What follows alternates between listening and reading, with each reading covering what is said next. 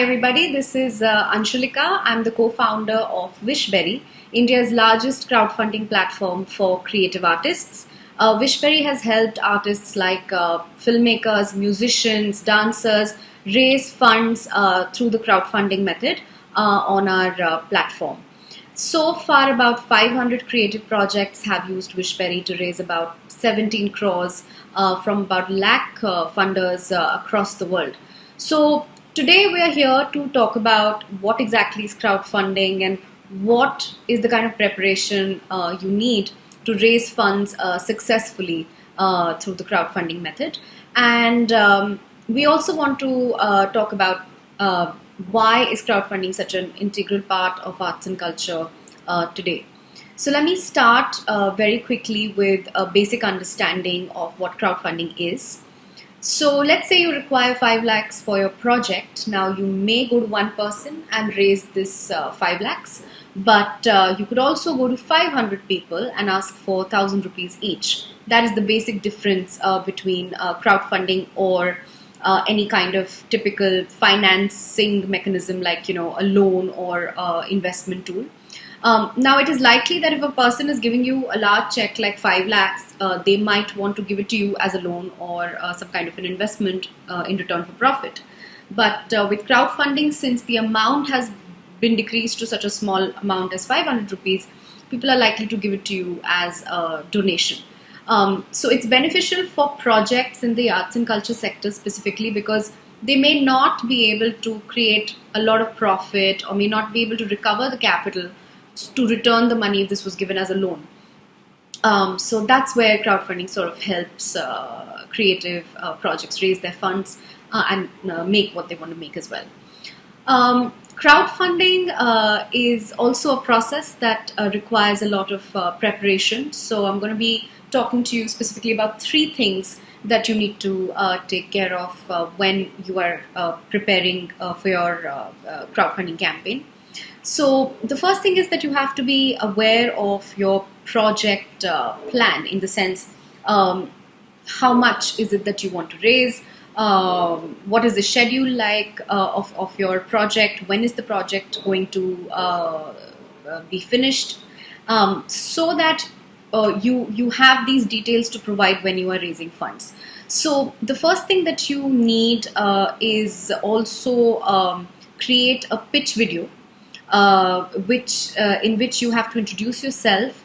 It's a 2-minute video about your project where it's important to talk about why this project is important to you, what all have you prepared already for the project, what all has been done. It's always good to show some work in progress.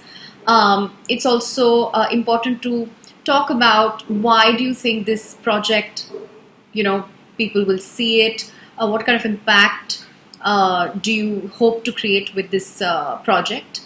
And it kind of gives a person watching this video understand your passion behind the whole project.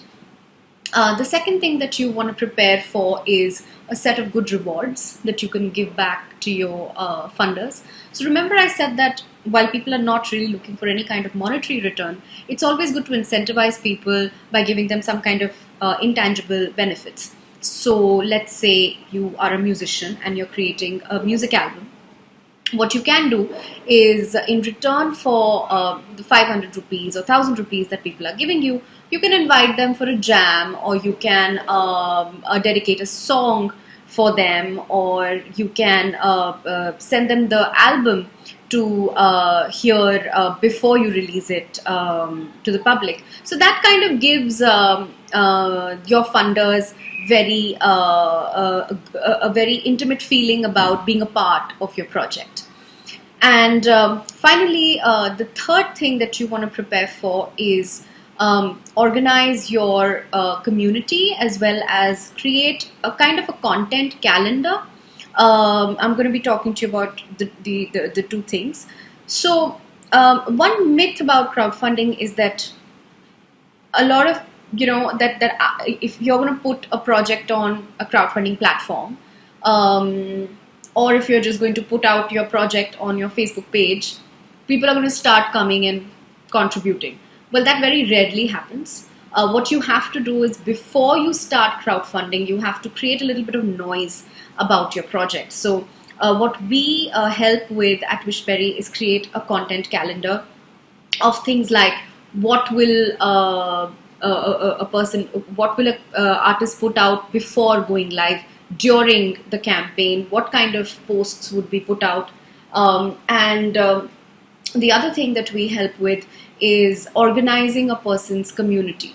So a lot of people have a large network of friends, of very core group friends, colleagues that they've worked with, of course family, and just people you've met in your life in general, and all of these people are somewhere in your WhatsApp contact list, or your phone book, or your emails, or your Facebook page. So that comprises your community, and the way to reach out to them is by really bifurcating and prioritizing who to go after first. It's likely that your core group is going to not only fund but also cheer for you. So we create content which you can leverage to email them or WhatsApp them through broadcast groups and intimate them about your project. And then you go a step ahead and reach out to people you worked with. So it's a systematic approach which has to be prepared before you go live. So those are the three important things, which is a good pitch video, a good set of rewards, and a really well prepared marketing plan. Lastly, I just want to wrap this up by saying that crowdfunding, all it's trying to do is bring back the patron culture into arts and culture, because art and culture are the industries which are not at the center stage when it comes to philanthropy in India. And the only way to sort of get philanthropy towards arts and culture is by opening up the platform to the public and reaching out to people who may support you in your dreams. That is essentially why crowdfunding for arts and culture is important. And obviously Wishberry is striving to do its part in bringing back patrons for the arts through crowdfunding. So with that, I want to wrap up the video, and I hope this was useful. If you have any more follow-up questions, please feel free to reach out to us at info@wishberry.in. Thank you.